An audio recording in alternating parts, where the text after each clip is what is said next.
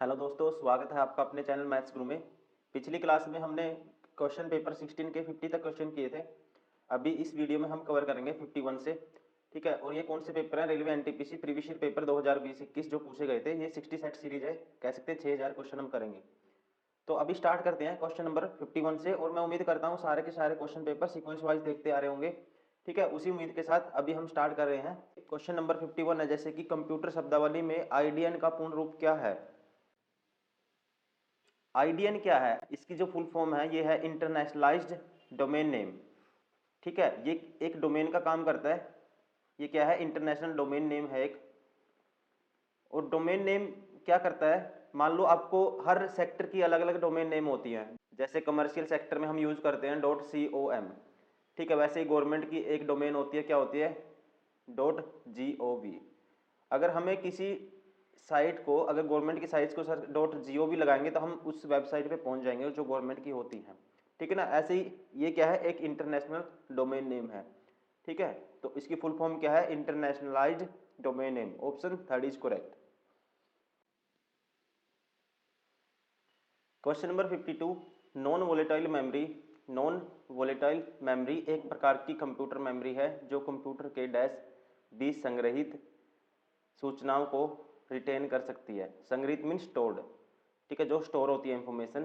देखो, जो volatile memory होती है, अगर आप कंप्यूटर की पावर टर्न ऑफ कर दोगे तो डाटा क्या हो जाता है? इरेज हो जाता है।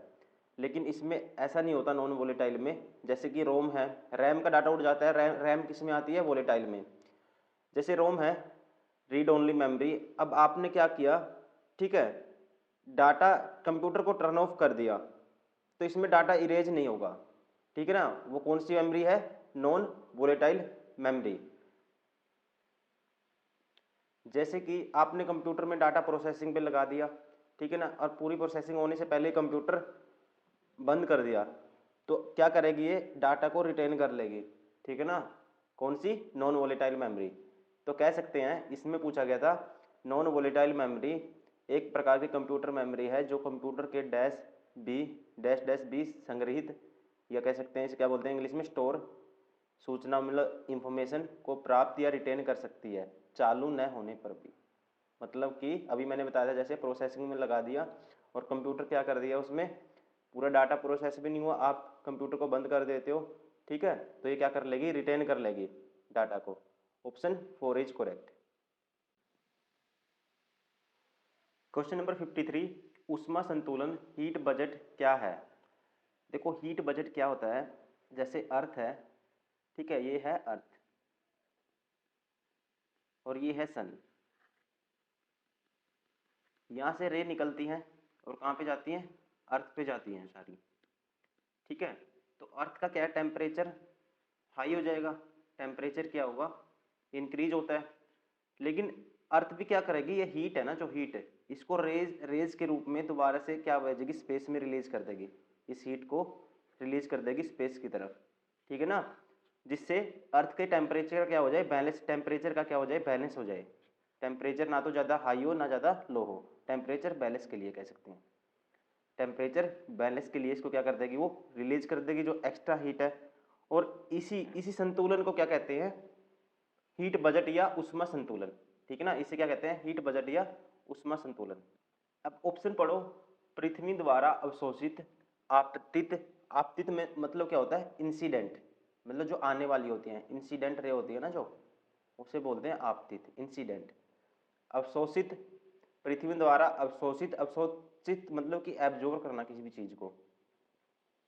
ठीक है, पृथ्वी द्वारा अवशोषित आपतित उष्मा और विकिरण के रूप में बाहर जाने वाली उष्मा के बीच में संतुलन, जो मैंने बताया है। आने वाली इंसिडेंट रे आएंगी और जाने वाली रेज जो पृथ्वी से हीट निकलेगी और आने वाली हीट, इन दोनों के बीच में संतुलन को क्या बोलते हैं? उष्मा संतुलन या heat budget. Question number 54, dash dash के अंतर्गत भूकंपों का अध्ययन किया जाता है। देखो, जो भूकंप है, अर्थक्वेक, उसका अध्ययन को क्या बोलते हैं हम? सिस्मोलॉजी। ठीक है ना? इसके अंदर किसका अध्ययन करते हैं? किसकी स्टडी करते हैं? सिस्मोलॉजी। टोपोग्राफी क्या होता है? इसके बारे में हम जो लैंड है उसके फीचर, ठीक है, उसके फीचर, उसके स्ट्रक्चर की स्टडी करते हैं, उसे बोलते हैं टोपोग्राफी। और वोल्केनोलॉजी में क्या करते हैं? जैसे लावा, वोल्केनो मीन्स लावा, इसके बारे में स्टडी करते हैं, पृथ्वी से जो लावा निकलता है, गर्मी निकलती है, हीट निकलती है। मोन्टोलॉजी, मोन्टोलॉजी में क्या पढ़ते हैं हम? मोन्टो मीन्स पहाड़, पहाड़ों का अध्ययन करते हैं यहाँ पे, ठीक है। और लेकिन अर्थक्वेक या कह सकते हैं भूकंपों का अध्ययन हम किस में करते हैं? सिस्मोलॉजी में। Option first is correct. Question number 55, इसके लिए ये वर्ड, ये कोड है, इसके लिए मुझे बताना है। ऐसे क्वेश्चन को मैं कई बार बता चुका हूँ कैसे करना है। सबसे पहले इनकी नंबरिंग आपको पता होना चाहिए, ठीक है ना। ए बी सी डी, ए का नंबर 1 होता है, बी का 2 होता है, वो आना चाहिए आपको, ठीक है ना। बेसिक रिक्वायरमेंट है ये तो इस क्वेश्चन के लिए। सेकंड आपको क्या करना है? इन सब का सम करके देखना है, ठीक है ना। सबसे पहले कौन सा यूज करना है? हमेशा 90% हमेशा सम मिलेगा, उसका कुछ ना कुछ रिलेशन मिलेगा सम से, कुछ मल्टीपल होगा, कुछ डिवाइड होगा, कुछ प्लस होगा, कुछ माइनस होगा। जैसे होटल है, इसका सम करता हूँ, इसका नंबर 8 होता है, 8, इसका 15, 8 और 15 23 और 20 43 और 5 48 और 12 60। अब 60 है इसका सम, 30 कैसे बनाऊंगा? 2 से डिवाइड करूंगा। ऐसे इसमें भी करके देख सकते हैं, सम करेंगे फिर डिवाइड बाई 2 करेंगे। 12 एक 13 और 20 33 और 5 38, ठीक है ना। 38 का हाफ करेंगे 19, तो 19 तो है इसमें, इसका मतलब option third is correct.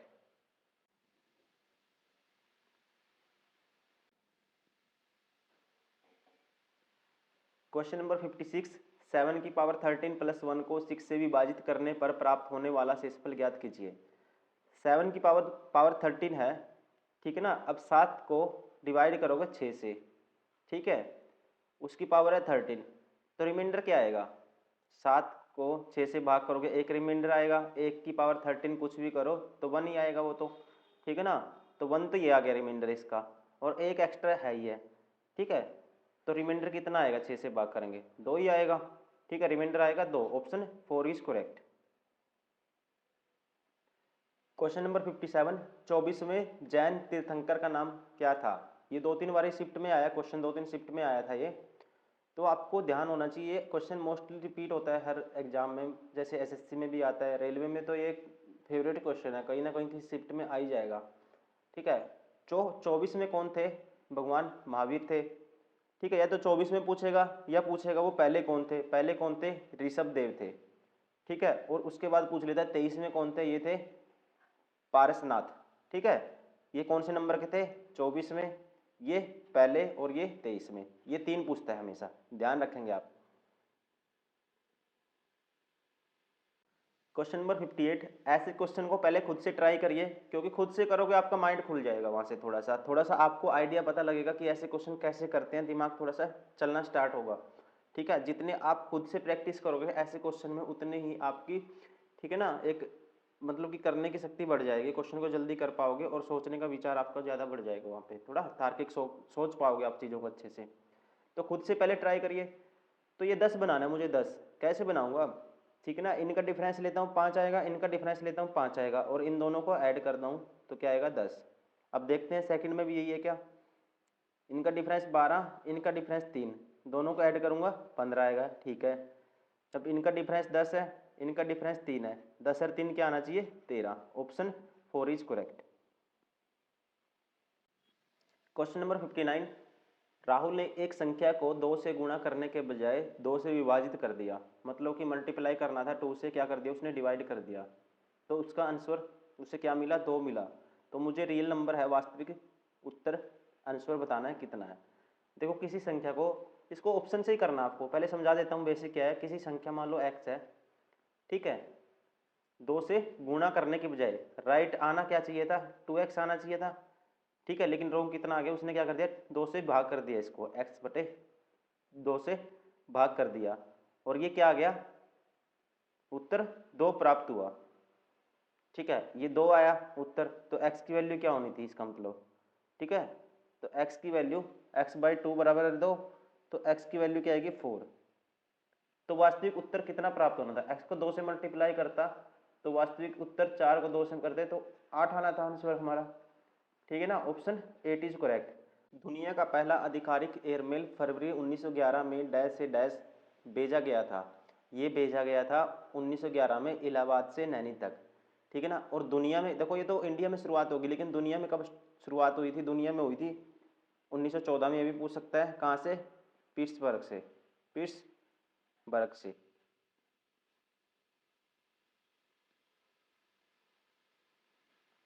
Question number 61 series का क्वेश्चन है, यहाँ बताना क्या आएगा। खुद से ट्राई करिए, पहले सोचिए, 5 10 15 सेकंड इस पे लगाइए खुद से, फिर उसके बाद अच्छे से समझ में आएगा आपको। -4 से -3 पे जाना है तो कितना ऐड करूंगा यहाँ पे, कितना ऐड करा मैंने, +1 ऐड कर दिया। अब -3 से -1 तक जाना है, +2 ऐड कर दिया। अब यहाँ तक जाना है, -1 से +3 ऐड कर दिया, +4 ऐड हो गया। फिर ऐड नेक्स्ट कितना करेंगे, +5 करेंगे, क्या आएगा 11। Option first is correct. Question number 62, दो खंबे जमीन पर खड़े हैं, उनके पाद और उनके शीर्षों के बीच की दूरी क्रमशः 48 मीटर और 50 मीटर है। देखो दो खंबे हैं, ठीक है, ये मान लेते हैं दो खंबे हैं, और उनके पाद मीन्स बॉटम पॉइंट है जो इनके बीच की दूरी 48 है, ये 48 दी है, और इनके शीर्ष ये हो गए, ये दूरी दी है कितनी 50, ये 50 दी हुई है। यदि छोटे खंबे की ऊंचाई 10 मीटर है, इसकी 10 मीटर दी हुई है ऊंचाई, तो बड़े खंबे की ऊंचाई ये सारी मुझे बतानी है कितनी आएगी। ठीक है, देखो कैसे निकालते हैं। अब आपको पता है ये 48 है, तो ये भी 48 होगी, ठीक है ना। अब आपको ये भी पता होना चाहिए किसी भी ट्रायंगल में, ठीक है, राइट एंगल ट्रायंगल में, अगर ये 24 है, ये कितना है 25 है, तो ये कितनी आएगी 7 आएगी। वैसे ये क्या है 2 का मल्टीपल 24 का मल्टीपल है, ये भी 25 का मल्टीपल है, ट्रिपलेट बनाते हैं, तो ये कितनी आएगी, ये 7 है, तो ये कितनी आएगी 14 आएगी, ठीक है ना। अब ये 14 है, ये 10 है, यहाँ से यहाँ तक की कितनी थी, ये 10 थी, और ये टोटल कितनी है, यहाँ से यहाँ तक की आई 14, तो टोटल कितनी होगी 10 + 14 24 मीटर। Option 4 is correct. यदि 15 शीट्स वाली एक पुस्तक की 100 प्रतियां बनाने के लिए 26 रीम की कागज की आवश्यकता होती है। देखो कहता है कि 15 शीट, कह सकते हैं एक बुकलेट में कितनी है 15 शीट हैं, और बुकलेट कितनी है 100, और रीम कितने बनते हैं 26 रीम। इससे तो मुझे बताना है 13 सीट्स वाली पुस्तक की 700, ठीक है, 13 सीट्स वाली 750 बुकलेट बनाने के लिए कितने रीम की आवश्यकता होगी। अब यहाँ पे कह सकते हैं, तो कागज देख लेते हैं कितना यूज हुआ। 15 सीट है, और एक सीट में कितना है, एक सीट में कितना, एक 15 सीट है एक एक बुकलेट में, और टोटल कितनी है बुकलेट 100, इतना कागज यूज हुआ, ठीक है। इससे कितने बनते हैं 26 रीम बनते हैं इससे। तो कह सकते हैं एक कागज से कितना रिंग बनेगा, एक कागज से, देसी लैंग्वेज में निकालते हैं इसको, 26 डिवाइड बाय 15 इंटू में 100, ठीक है ना, इतना रिंग बनेगा एक कागज से, इतने रिंग बनेंगे कह सकते हैं। अब मुझे बताना है, ठीक है, कितने बनाने हैं, इतने कागज है, और कितने कागज है, इससे कितने रिंग बनेंगे 750। देखो प्रतियां कितनी 750, और एक में यूज होता है 13 कागज, ठीक है ना। इससे टोटल कागज कितने आ गए, इनकी मल्टीप्लाई कर देंगे, इतने कागज से कितने रिम बनेंगे ये बताना है मुझे। तो दोनों तरफ मल्टीप्लाई कर देंगे 750 इंटू में 13, ठीक है ना, इतना, ठीक है। सीट है ये, और इस सीट को यहाँ पे दोनों साइड मल्टीप्लाई कर देंगे 750 गुना 13, और ये है 15 डिवाइड बाई इंटू में 100, तो काटो, ये आएगा 0 से 0 कैंसिल, ठीक है, और 175 दूनी 150, इस पे काटूंगा 13, 13 गुना 13 क्या आएगा 169, ठीक है। तो कितने रिंग बनेंगे 169। Option 4 is correct. Question number 64, दिए गए संख्यों योग में असंगत ओड बतानी है, सबसे अलग कौन सी है, ठीक है, देखते ही बता दोगे आप। देखो 25 19, 3 5 23 29 13 17, 13 17 अभाज्य संख्या है, ये अभाज्य संख्या है, ये भी अभाज्य संख्या है, लेकिन ये क्या है अभाज्य नहीं है, इसका मतलब ये पेयर सबसे अलग है। क्वेश्चन नंबर 65, कोहरे में एक सामान ढोने वाली गाड़ी एक व्यक्ति को पार करती है जो गाड़ी की दिशा में 3 किलोमीटर प्रति घंटा की चाल से चल रहा है।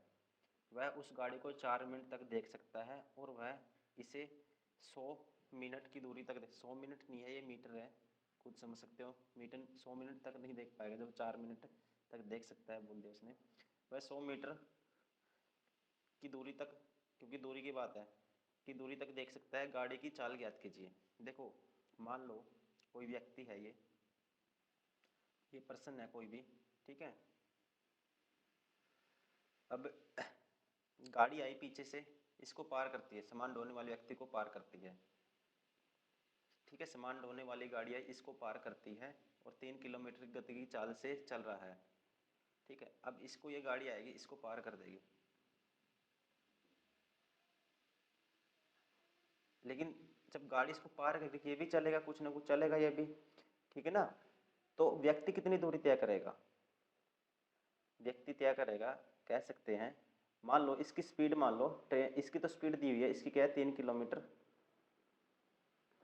पर ओवर। ट्रेन की मान लेते हैं एक टाइम के लिए v मान लेते हैं, ट्रेन की स्पीड मान लेते हैं v। अब ये ठीक है, जो डिस्टेंस ट्रेवल ये कितनी देर तक देखेगा, ट्रेन को कहता है कि वह 4 मिनट तक देख सकता है और वह उसे 100 मीटर की दूरी तक देख सकता है। या तो वो उसको कह सकते हैं 4 मिनट तक देख सकता है, या वो देख सकता है 100 मीटर तक, ठीक है ना। तो इसका मतलब अब देखेंगे 4 मिनट में, ठीक है ना, 4 मिनट में कह सकते हैं 4 मिनट में डिस्टेंस कितना ट्रैवल होगा, इसका मतलब 100 मीटर। जो ये रिलेटिव डिस्टेंस दिया है 100 मीटर, या तो वो 100 मीटर तक देखेगा या 4 मिनट तक देखेगा। 100 मीटर किसके बराबर होना चाहिए, इनकी रिलेटिव स्पीड के बराबर। अब मान लो ट्रेन की v थी, अब दोनों एक ही साइड में चलेंगे तो स्पीड होती है माइनस v माइनस 3 हो जाएगी, क्योंकि ट्रेन की स्पीड ज़्यादा है, ठीक है ना। अब कुछ ट्रेन भी चलेगी और कुछ ये भी चलेगा, ठीक है ना। और ट्रेन मान लो यहाँ पहुँचेगी, ट्रेन को कहाँ तक देख सकता है वो, 4 मिनट तक देख सकता है, या कितने तक देख सकता है, 100 मीटर तक देख सकता है। मतलब कि यहाँ से यहाँ तक डिस्टेंस जो ट्रैवल हुआ होगा, इसका मतलब ये क्या है, रिलेटिव स्पीड में ट्रैवल होगा, रिलेटिव स्पीड के साथ, तो v माइनस 3, ठीक है। रिलेटिव स्पीड क्या होगी जब एक ही डायरेक्शन में चलेंगे, v माइनस 3। ये किस में है, किलोमीटर पर आवर में है, हम मीटर सेकंड में बदल लेते हैं इसको सारे को, ठीक है। मीटर पर सेकंड में चेंज कर लेते हैं, इनटू में कैसे करते हैं, 5 बटे 18 से मल्टीप्लाई। अब ये डिस्टेंस, ठीक है, डिस्टेंस 100 मीटर है। अब ये रिलेटिव स्पीड, स्पीड गुना टाइम क्या होता है, डिस्टेंस, और रिलेटिव टाइम कितना है, 4 मिनट। 4 मिनट को किस में बदल लेंगे हम, सेकंड में, मल्टीप्लाई 60। अब कह सकते हैं this is equal to this, ठीक है ना। अब काटो, तो ये कह सकते हैं इसकी मल्टीप्लाई कर दो, ठीक है, 20 पंजे 100, ठीक है, और 6 तिये 18, 5 दूनी 10, 3/2 मतलब कि 1.5 बराबर है v माइनस 3 के। तो v की वैल्यू क्या आएगी, 3 प्लस 1.5, 4.5 किलोमीटर पर आवर। और v क्या माना था, speed of train. Option first is correct.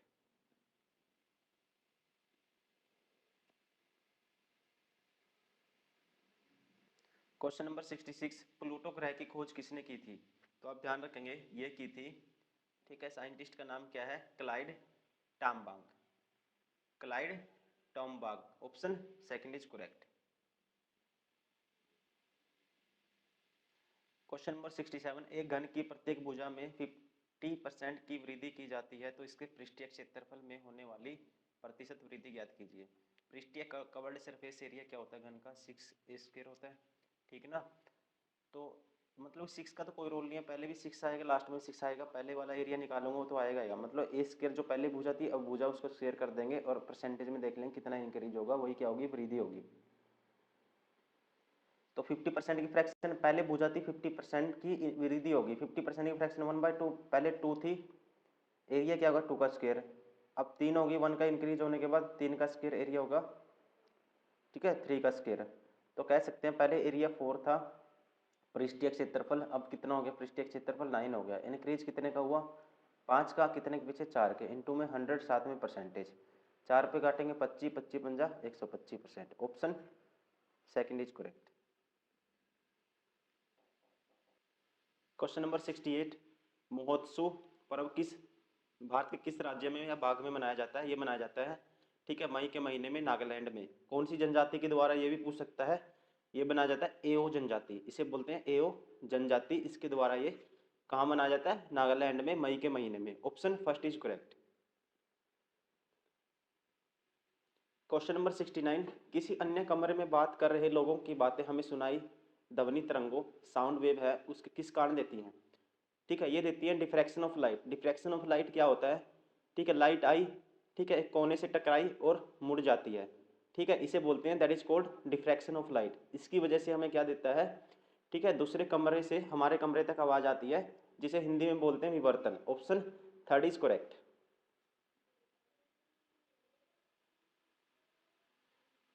Question number 70, अंतर्राष्ट्रीय श्रम संगठन या इसे बोलते हैं इंग्लिश में इंटरनेशनल लेबर ऑर्गेनाइजेशन का मुख्यालय कहाँ है?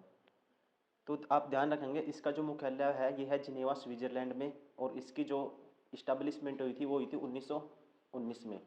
और ये भी पूछ सकता है इसके वर्तमान में जो अध्यक्ष हैं, ठीक है, वो कौन है? वो हैं गिलबर्ट एफ होंगबो। ठीक है, गिलबर्ट एफ होंगबो, ये क्या है? इसके वर्तमान में अध्यक्ष हैं। तो इसका जो हेडक्वार्टर है कहाँ पे है? Geneva Switzerland. Option third is correct.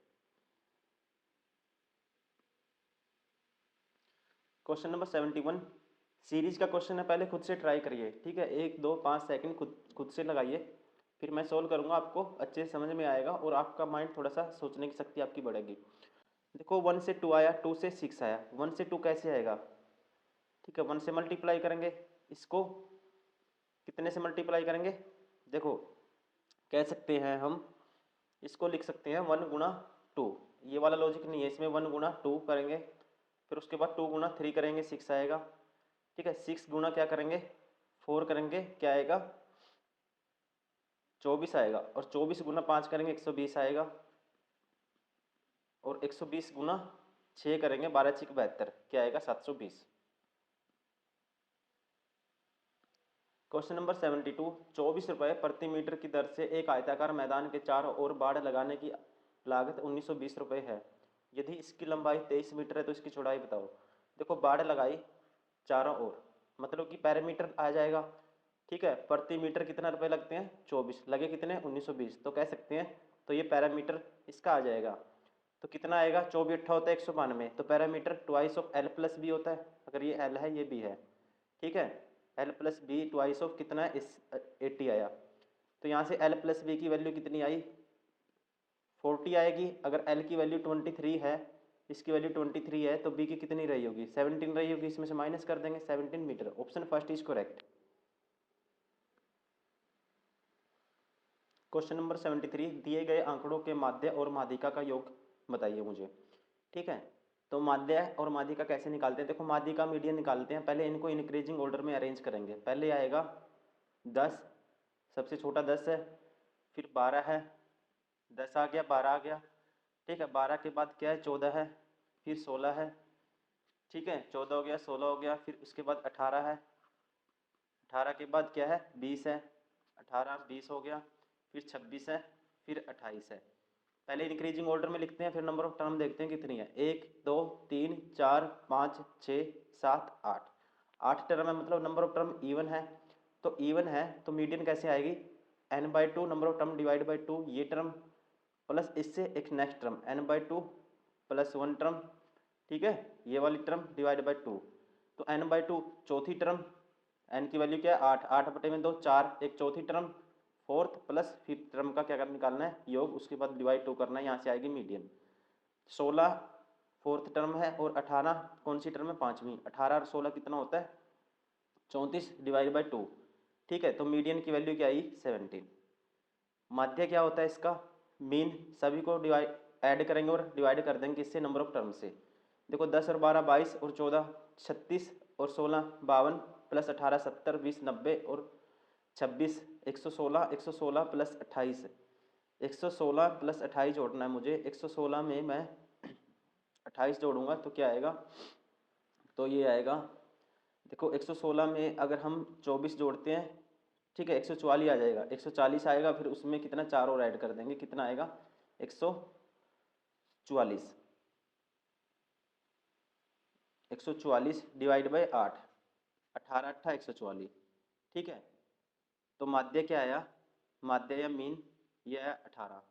ठीक है, क्या बताना है, इनका योग बताना मुझे। 18 और 17 कितना आएगा, 35। Option 4 is correct. Question number 74, Rahul की आयु शशि से अधिक है।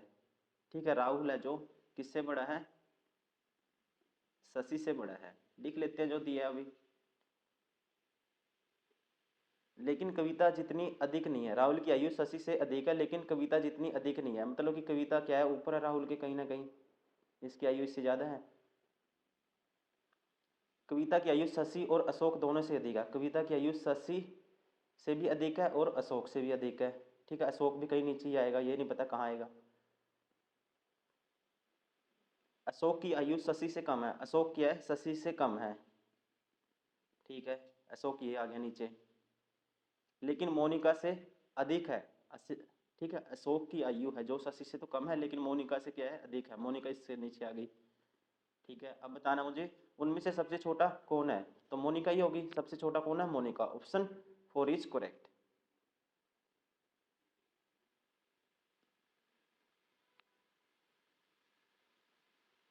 क्वेश्चन नंबर 75, भारत के राष्ट्रपति के महाभियोग की प्रक्रिया भारतीय संविधान के डैश, ठीक है, कौन से आर्टिकल में उल्लिखित है, तो ये पूछा है इसने। तो ये कौन से आर्टिकल में महाभियोग लगा सकते हैं राष्ट्रपति पे, 61 में। ठीक है, इसकी कुछ कंडीशन होती है, ये पूछ लेता है। ठीक है, नोटिस होना चाहिए कितने दिन का, कितने दिन पहले, 14 दिन पहले, 14 डेज। ठीक है, कह सकते हैं 14 दिन।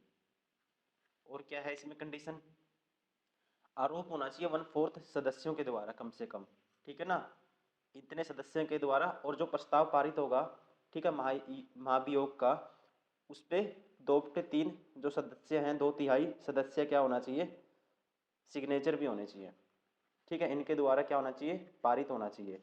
ठीक है, तो कौन से आर्टिकल में ये प्रक्रिया दी हुई है, article 61। Option first is correct. Okay दोस्तों, thank you very much for watching this video. ठीक है, मुझे उम्मीद है आपको वीडियो तो पसंद आई ही होगी। उसके अलावा अगर आपको ये सारे पेपर अच्छे से करने हैं तो प्लीज़ आप चैनल को सब्सक्राइब कर लें। ठीक है, और लगातार जुड़े रहें। और जो ये वीडियो तो आपको जो डेली आती है तो देखनी है। इसके अलावा जो पहले वाले पेपर मैं ऑलरेडी कवर करवा चुका हूँ, 16 सेट। ठीक है, 16 तो हम करेंगे, अभी होने ही वाला है। इसके अलावा 15 कंप्लीट हमने जो कर लिए हैं वो भी आपको देखने हैं। ठीक है, इसी उम्मीद के साथ अभी यहीं पे वीडियो रोकते हैं, मिलते हैं नेक्स्ट वीडियो में। तब तक के लिए थैंक यू, बाय बाय।